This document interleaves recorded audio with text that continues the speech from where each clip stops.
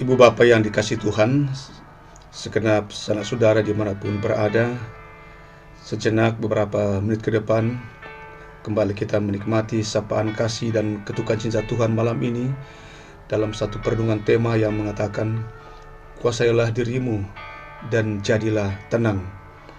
Pertama Petrus pasal 4 ayat 7. Kesudahan segala sesuatu sudah dekat.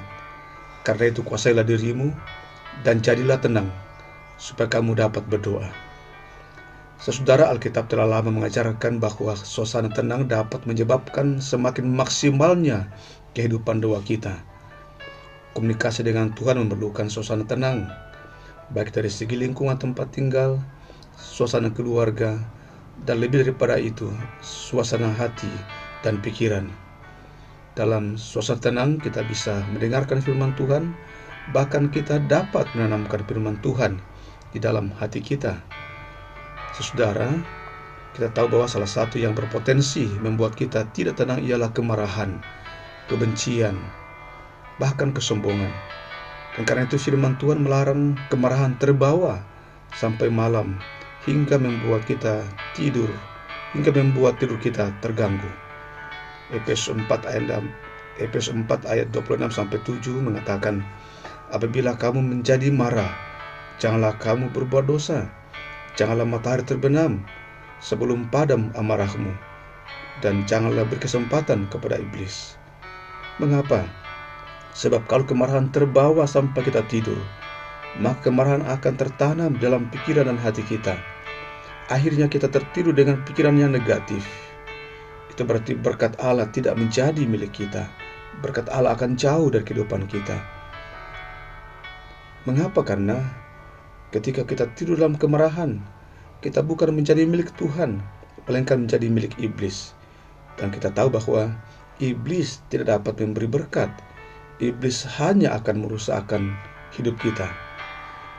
Iblis hanya mengusik ketenangan kita. Saudara, kita baca dalam Mazmur 127 ayat 2 mengatakan, sia-sialah kamu bangun pagi-pagi dan duduk-duduk sampai jauh malam, dan makan roti yang diperoleh dengan susah payah, sebab ia memberikan kepadanya yang dicintainya pada waktu tidur. Saudara, di masa COVID-19 ini terkadang mengganggu pikiran kita, sehingga ada orang yang sulit tidur karena dihantui oleh pikiran-pikiran tentang berita COVID yang mengglobal. Dan dalam keadaan inilah kita penting merenungkan firman Tuhan, diingatkan kembali oleh firman Tuhan yang mengatakan, kuasailah dirimu dan jadilah tenang supaya kamu dapat berdoa. Mari kita berdoa. Ya Tuhan, kami mengakui bahwa perkara menguasai diri masih perlu kami perjuangkan, masih perlu kami doakan, supaya kami dapat tenang di tengah dunia yang terkadang penuh dengan gelombang keributan. Kami mohon kiranya ketenangan terus Tuhan karuniakan kepada kami, supaya kami dapat berdoa.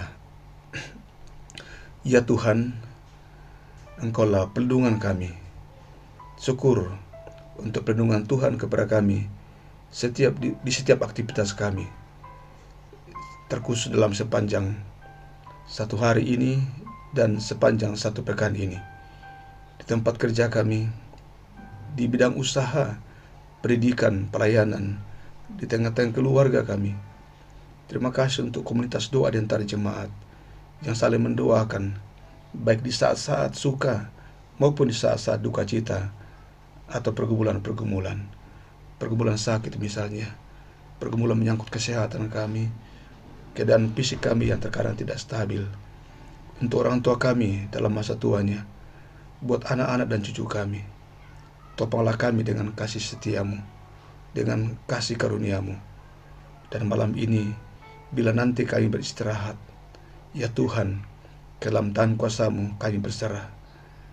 Kami juga mohon ampun atas setiap dosa dan kesalahan kami, dan kiranya berkat-Mu terus kami alami. Untuk semua itu, Ibu Bapa yang terkasih dalam Tuhan, bukalah hati dan kehidupan saudara, dan terimalah berkat dari Tuhan. Tuhan memberkati engkau dan melindungi engkau. Tuhan memberi engkau kasih karunia. Tuhan menyinari engkau dengan wajah-Nya dan memberi engkau kasih karunia. Amin.